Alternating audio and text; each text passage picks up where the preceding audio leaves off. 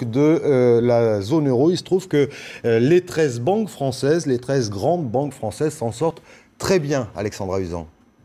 Oui, elles s'en sortent très bien, mais d'abord, on va commencer par rappeler ce que c'est qu'un stress test. Un stress test, c'est un test qui permet d'évaluer la capacité des banques à résister à une crise. Et cette capacité, elle se mesure avec ce qu'on appelle les fonds propres. Les fonds propres, c'est une sorte de petit matelas d'argent, un matelas de secours qui permet aux banques de réagir en cas de coup dur. On va commencer par voir la situation en Europe, pour voir comment ces banques ont réussi ce test. Eh bien, sachez qu'une banque sur 5 en Europe a été recalée, on peut le dire.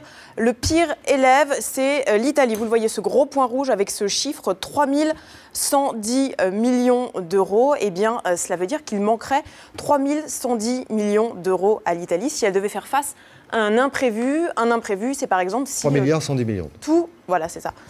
C'est par exemple si tous les clients des banques italiennes voulaient retirer leur argent en même temps. Autre mauvais élève, il y en a encore, il y a le Portugal, l'Irlande, un peu plus haut, ou encore Chypre. Et les banques françaises alors? Oui.